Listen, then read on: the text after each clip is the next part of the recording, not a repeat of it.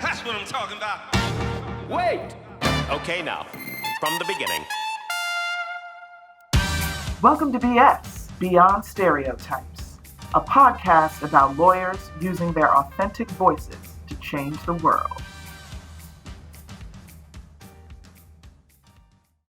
I believe being a Black woman has been my superpower. I really do believe that. And I have to thank my mother and those who came before her, for that view of life as a Black person I'm imbued with.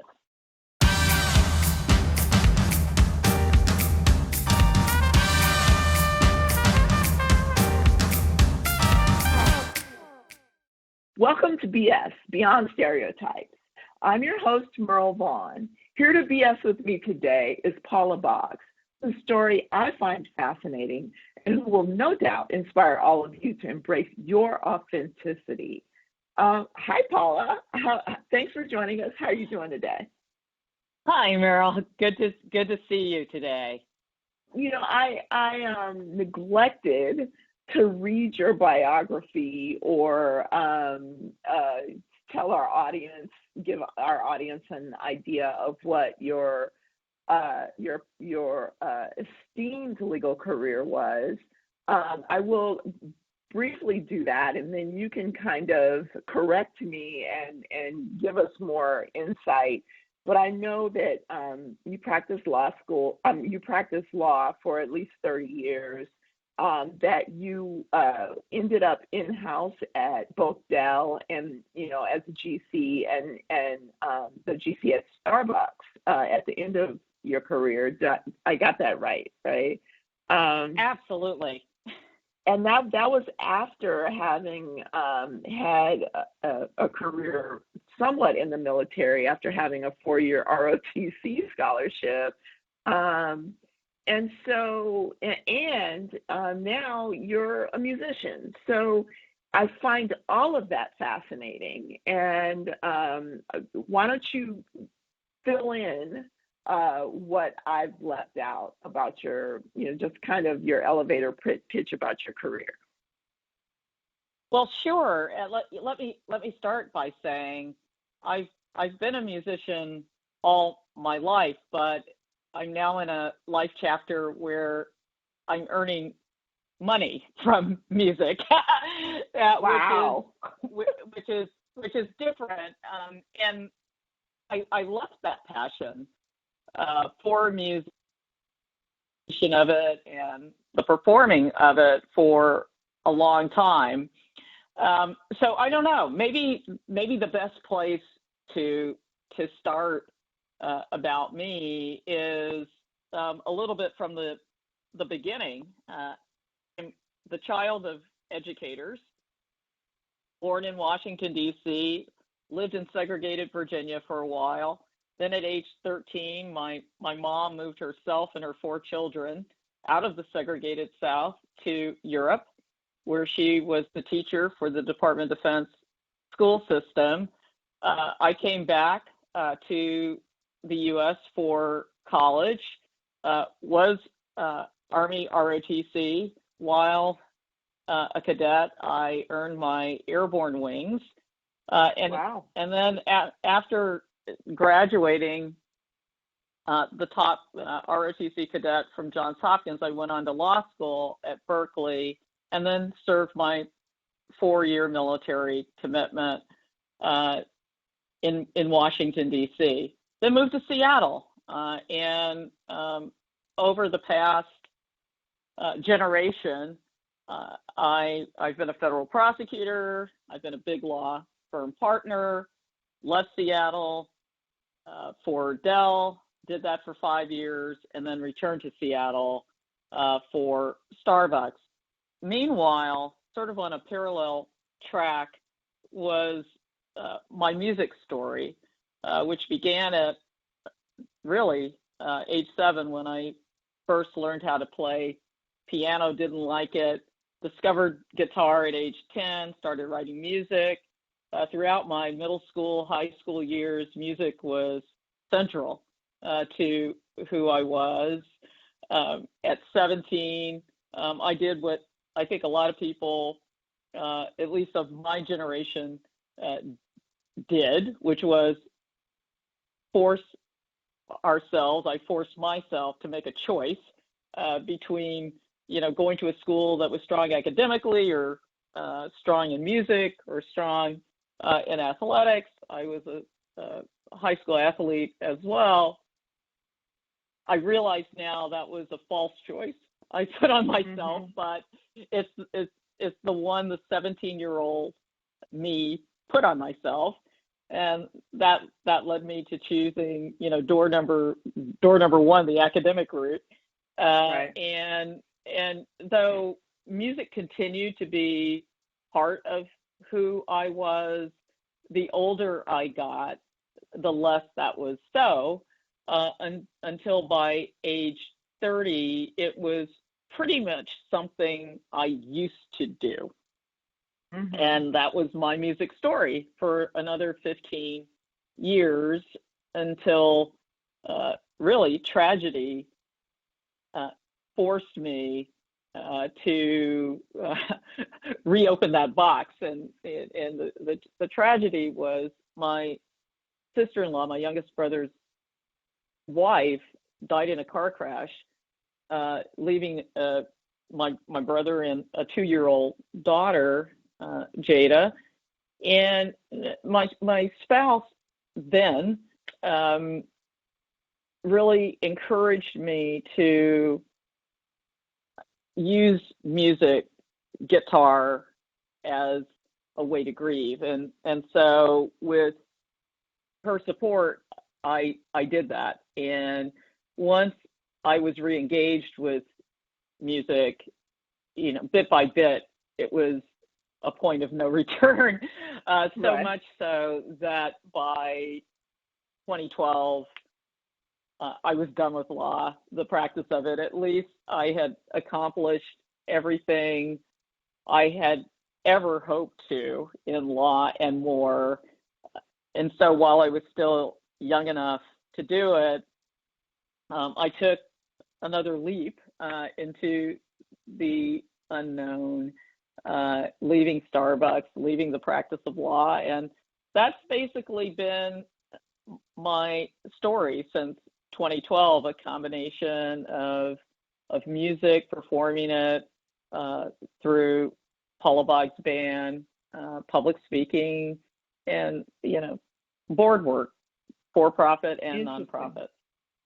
Interesting. And you and I kind of talked briefly before, and one of the notes that I wrote down, which I think kind of makes me smile,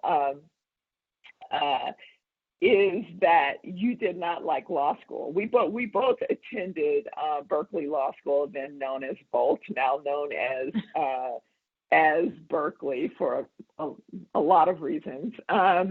And I didn't like it either. But I'm interested to know why you didn't like law school. Absolutely, I didn't like it at all. And I think, part of it, Merle, is how I got there in the first place, which I think I shared with you was, a bit of a scam, in the sense that I was in college at Johns Hopkins. I was an ROTC scholarship cadet. I had done that deal. By senior year, I realized I just wasn't ready for active duty yet. And, right. Despite, graduating as the number one cadet, I still was not ready for active duty. Right. And so I had thought through a variety of delay schemes, and the one that resonated most with me was graduate school. And so I said, okay, I'm going to take the LSAT, for law school, I'm going to take the GREs. For graduate school, the LSATs are first. And if I do well, then I'm going to go to law school because that's 3 years of delay rather than 2. And I'll do my Army stint as a lawyer as opposed to field artillery or something else, right? Right. So right. So that was the logic behind ending up at the law school formerly known as Bolt. Nothing more sophisticated than that. And so from day one at Berkeley School of Law, I was there, sort of as okay, this is my tool to do this other thing, right? Right. It wasn't, oh, I have this passion to be a lawyer. Rather, it was, okay, this is the tool that at the end of it will enable me to do my 4 years as a lawyer, right. As opposed to field artillery or something else, air defense. Well, so that's how that happened.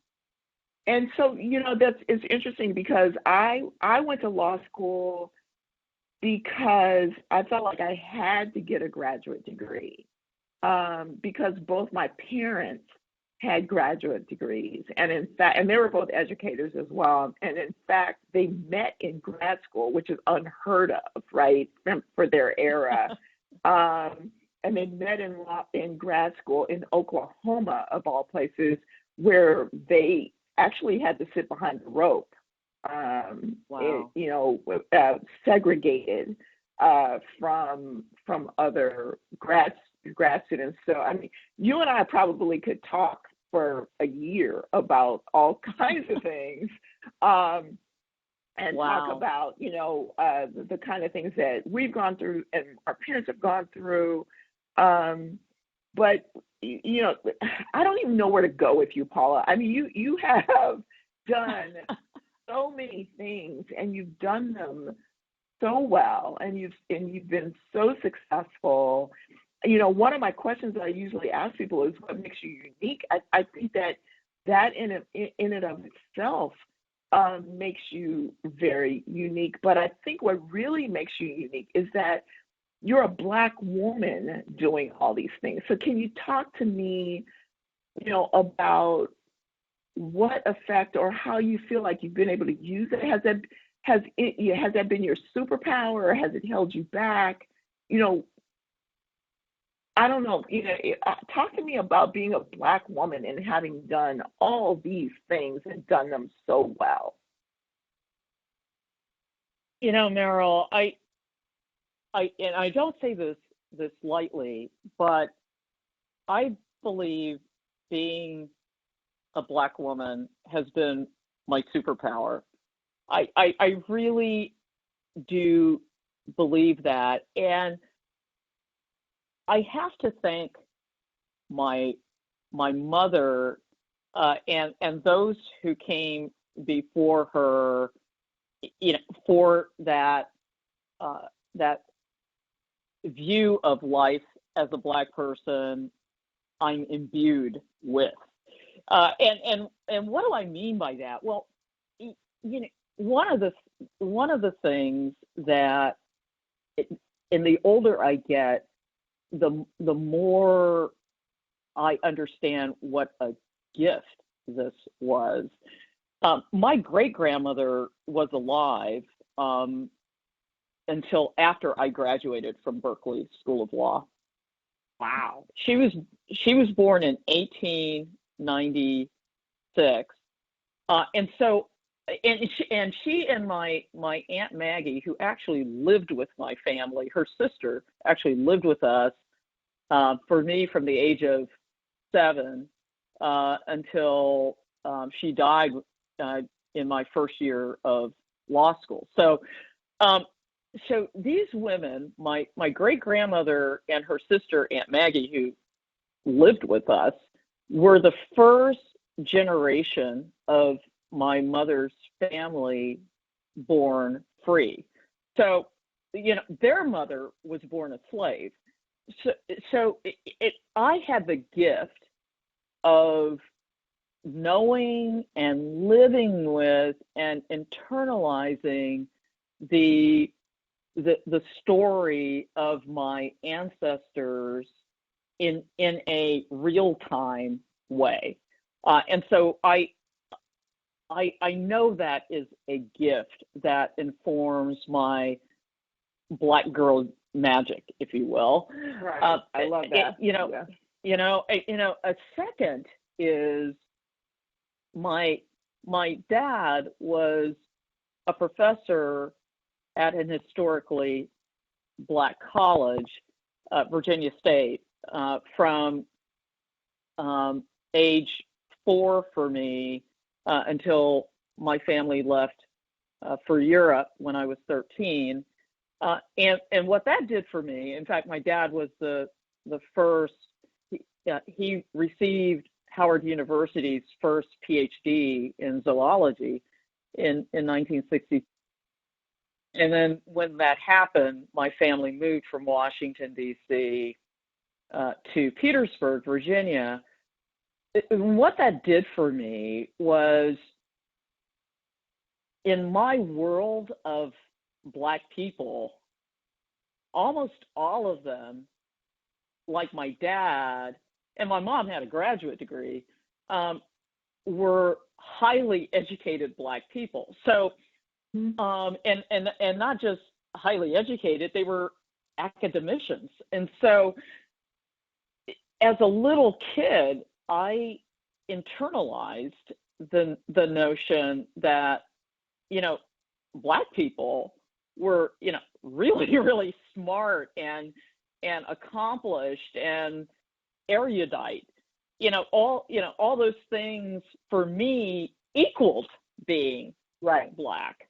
And so that was, that was my petri dish, if you will, as a little kid. And, the other thing about my early childhood, and candidly, some of it I'm actually just realizing the enormity of the situation I was in this post-George Floyd moment. So an example of that is, so we lived in the segregated South. My dad's a professor at Virginia State, and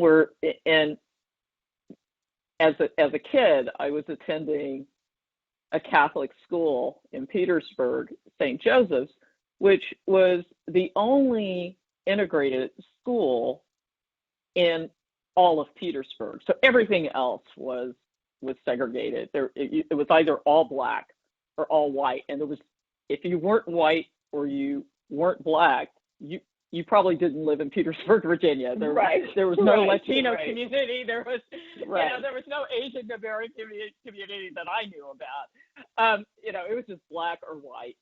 And I attended St. Joseph's from grades 1 through 6.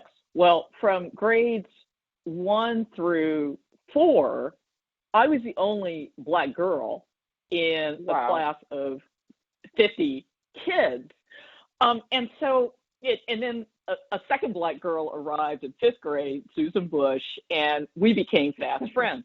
Well, what I really hadn't internalized, Merle, until really, it's embarrassing, but until this sort of George Floyd moment of reckoning for our nation, is that whole time between 1st grade and 4th grade, I never visited the home of any of my classmates, nor did any of them visit my home. So, I went to birthday parties and this and that, and had sleepovers like little kids have with my Black friends, but all of my school friends were white, except the one little Black boy who was in all of those classes too.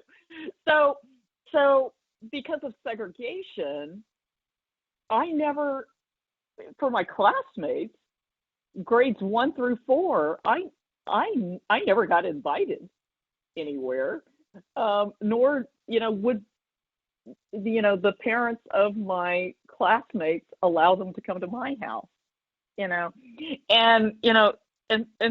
and it's only been, somehow I just kind of navigated through that. And, Right. but now I realize, you know what? Wow. I never spent the night over, the home of a white person until we moved to Europe. Right. Well, you're not going to believe You know? this. Okay. Well, first of all, I'm going to tell you that I think that what that prepares you for is code switching, right? So it makes you very adept at being able to exist effectively in different worlds, right? You can exist in the Black world, you can exist in the white world. It makes you really good at turning those switches and figuring out what the expectations are for you, and how you present yourself in various situations. But I have to say this. You're not going to believe this. My husband graduated from Virginia State University. No way. His mother graduated from Virginia State University.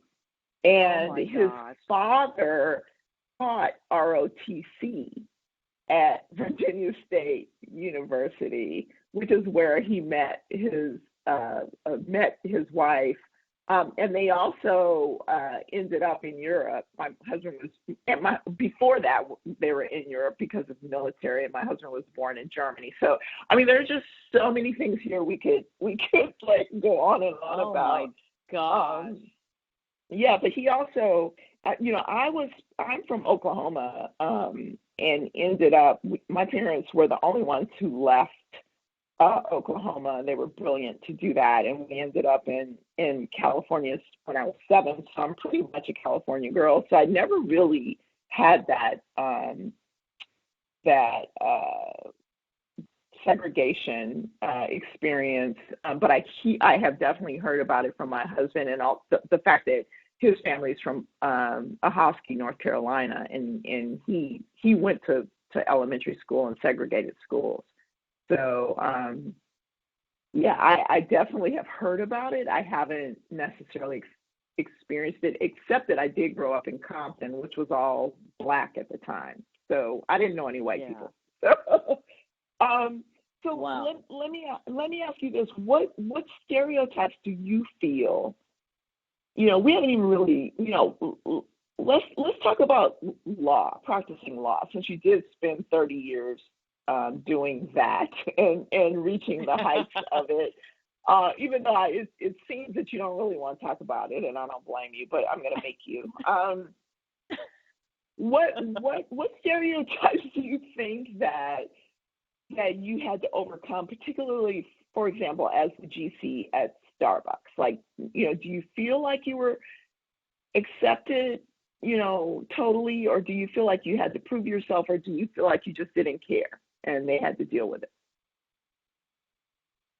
Wow, that's a great question. And thank you. You're welcome. The upshot. Let's get to the bottom line. At Starbucks, I did not care, and I was in an environment that allowed me to be my authentic self. So both those things were true. So how did I get there, though? How did I get to an emotional state where, I was going to do my job and do it in a way that was informed by knowing I could do my job to the best of my ability and never fear being fired. Okay. So how did I get there? Right? Yeah. Well, inquiring minds want to know. yeah. So how did I get there? How did I get there? Well, I got there because of the job I had before Starbucks. So when I when my spouse and I left Seattle and moved to Austin, Texas, for me to join Dell, we were breaking all kinds of new ground at Dell, in the sense of I was the first openly gay executive in the history of Dell. I was the first Black woman executive at Dell, and the first Black man arrived maybe 6 weeks before me. Okay, so Wow.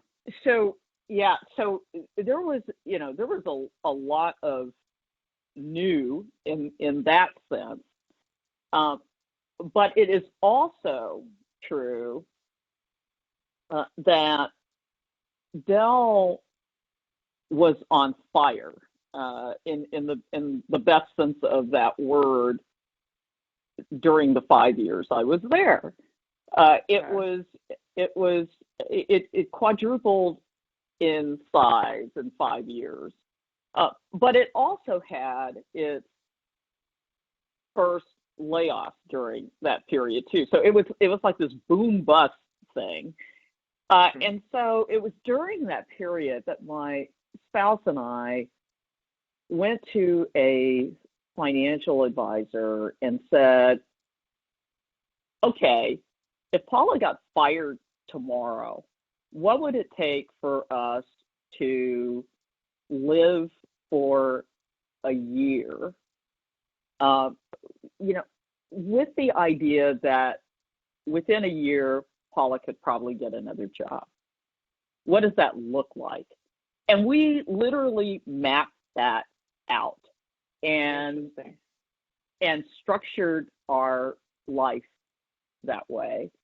So by the time I got to Starbucks, I had the confidence to know that, if by doing the right thing I got fired at this place, I can live. I know what Amen. I need to do and I have the confidence to know I can get another job. It may take a while. It may not happen overnight, but we're going to be okay financially if I get fired from this job. So that day one, arriving at Starbucks, I arrived with that attitude, that I'm here to do something, and if for whatever reason that leads to me getting fired, we're going to be okay. My family's going to be okay. I'm going to be okay. Now, as it turned out, Starbucks was an amazing place for me to work. And, after 10 years of it, my swan song to Starbucks was, thank you for allowing me to do my thing. I had lived and worked in an environment, namely Starbucks, that had fueled my ability to do my thing. And I was incredibly grateful for that. But I didn't know that on day one. Right. On day one, what I knew was, these folks have hired me to do a job. I'm going to do this job to the best of my ability. And if by so doing I get fired, I'm going to be okay, and my family's going to be okay. And that I had that within me on day one. It's funny. I feel you 100%. It's one of those things that if you can get there, it allows you to not only be authentic, but also to pursue your passion, particularly if that passion is to try to help people help other people. And yes. it allows you not succumb to fear. But I think you were fortunate to be at Starbucks to do that. I think it also says a lot about just who you are, that you had that thought in the first place, and the fact that you were able to not feel like you had to keep up with the Joneses and live, from paycheck to paycheck, right? So there are a lot of things there. One of the things that I did, a long time ago was I read that book, The Millionaire Next Door, and I decided, I want to be that guy. I want to be that person who nobody would ever know whether or not what I have. Yeah, I drive a nice car, but other than that, keep them guessing. Yes. And I think that there's something very, very liberating about that. Now, let me ask you this: we have somebody in common, and I think I would be remiss if we didn't give him a shout out, and that is Bob Major, who is the name, one of the names in Major Lindsay in Africa, whom I adore, and he introduced us. And I don't know, do you have any fun stories about Bob, or how you met, or anything ways that he's helped you?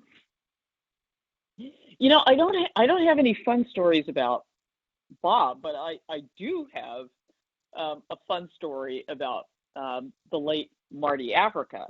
Okay, who, that works. Was the reason I knew your firm in the first place. Marty was the placement director at UC Berkeley School of Law when I was a first-year law student. After my first year, Marty left and helped form, your firm. So that's how I met Bob Major, through Marty Africa. The fun story is Marty Africa placed me at Dell, and so your firm placed me through Marty Africa at Dell, and so we're in the short strokes, and Marty comes, is like, hey, they're about to make you an offer. In response to that, I said to Marty, okay, Marty, here's the deal. I don't even know if you know this, but I'm gay, and they've got to know that I'm gay, and that we're not going to, pick up and leave Seattle for Austin, Texas, unless they're not just tolerant, but they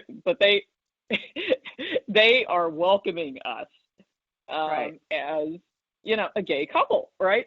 So so Marty says, well, let me go and check with them. Let me check. and so she a day or so later, she comes back and she says, Paula, they say they don't care if you're purple, they don't care who you're sleeping with, they just want you, okay? And so with that, what it meant, Merle, was for the first time in my career, Randy and I were accepted as a couple in, my workspace, and everyone from Michael Dell on down knew the deal with me and us. Right. So there was, there was no longer, the kabuki dance of, so what did you do this weekend? And, the gender neutral pronouns and all the other, things gay people who are closeted go through. When they are closeted, I went through. I was freed from all of that. The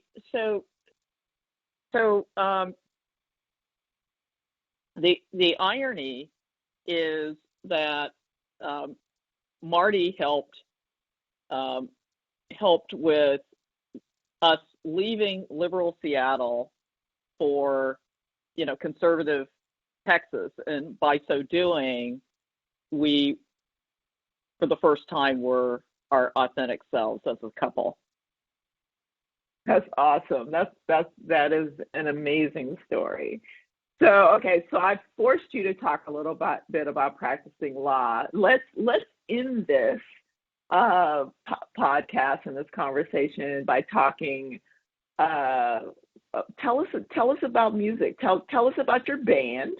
Tell us the name of the band. Tell us where we can find your music. Do you write music? Give us the skinny on it. I am the front woman for the Seattle Brewed, as in coffee, brewed, Soulgrass band, Okay. Paula Boggs Band. And your listeners can find us at paulaboggsband.net. Perfect. We've been around since 2007. We have released 3 full studio albums. We're working on a 4th. And what kind of things do you sing about? I mean, what's the genre? Yes. So the music is really melodically. I used to be a lawyer blues. It is sort of a fusion of folk, jazz, blues, traditional R&B, and even some elements of world music, bluegrass. It's sort of a stew of music. What I write about, and I'm the chief songwriter, are any of a number of things. We just recorded a song that will be released in September that is called America 2020, which is very much a song of this moment. And the opening lyrics are, I need a shower, drink. This body bashing, nation snatching drives me to drink, and I'm weary, even 3 time zones away. So, Wow. It hinges on, what is inspiring me to write. I mean, there's another song I've written in this COVID moment. COVID has been a very fertile time for me creatively. Is a song that it's entitled "Where's My Scarf," and it starts with it's Saturday, Monday, Tuesday, or Thursday. Because we've lost all sense of time. At least I have. I mean, it could be any day of the week, right? Like, what difference does it make, right? Yeah, what difference does it make? And it's Monday, Tuesday, or Thursday. Where's my mask? Shouldn't it be next to my gloves? Must get outside. Damn, it looks like rain. Who's that coming towards me? They need to step aside, right? Okay, so right. Like, that's awesome. What we've come to, So that's awesome. I've written songs that touch on any of a variety of love, this concept of love, and so that has been a muse for me to write music, but. A lot of our music is a reflection of our times, whatever that means. right? Right. We Right. have a song I wrote that's called "Look Straight Ahead," and even in shows, I say, this is dedicated to all the Black boys and men who too often find themselves at the wrong end of a police encounter. Wow. Yeah. Wow. So it just depends, right, on what I mean. For better or for worse, there's a lot of material to work with in 21st century America. I mean, there just is. Right. And right. And so that's where I go. Well, I will tell you that I have had the pleasure of talking to some of the most fascinating lawyers by doing this podcast. One of the people, the other musician that I talked to is David Kelly. He's the GC for the Golden State Warriors, and he's a rapper. And he had just I don't know if you call it dropped or whatever his latest single when we spoke, and somehow I got to get you two together. I think there's a collaboration just waiting to happen somehow there. I would love that. I would love to meet David. I have not had the pleasure. Yeah. So anyway, you know what? I have taken up a lot of your time, and this has been fun. And like I said, I think if we kept talking, we could probably find so many things that we have in common, or people that we have in common. The thing that I love that we have in common is this idea that you need to be uniquely you, and you need to be authentic, and that's what this podcast is about, and trying to bring that to people and encourage them to have the courage to be authentic. And so I'd like for you to maybe leave us with one little drop of wisdom for folks that maybe will encourage them to dare to be authentic. Yes, I'll leave your listeners with this. For a generation now, I've been a champion of diversity and inclusion, and one of the sort of secrets to my success, I think, in creating a culture where diversity and inclusion is celebrated is in how I've defined it, which at the end of the day is a culture where everyone can remove their mask in the workplace. Because I believe that when people are able to remove their masks, whatever their masks are, then they will do their best work. Because wearing a mask, and I come from it as one who has worn the mask in the workplace, is stressful. And you don't even understand the layers of stress that wearing the mask puts on you. And so when you create an environment as a leader, or as someone who is lucky enough to work in an environment where you don't have to wear the mask and you can just be yourself, you're going to do your best work. And so that's been my guiding principle about diversity and inclusion. And we tend to talk about it in terms of, race or gender or sexual orientation or whatnot. But at the end of the day, it's even bigger than that. Because we all have masks, and whether the mask is, I don't want people to know about, maybe there's an emotional issue that I'm living with that I try to mask, right? Right. if you can be in a work environment where you're no longer required to hide that, it's just part of who you are, then you're going to do better work. Right. No more pretending, right? Exactly. No more pretending. Paula, I just want to say thank you for being here to BS with me today. And I really, really appreciate it. And I want to say thanks to everyone for listening. And until the next episode, remember that everybody is different and different is good. Hit it! That's what I'm talking about. Wait! Okay, now, from the beginning. We hope you enjoyed the stories shared in today's episode of BS, Beyond Stereotypes.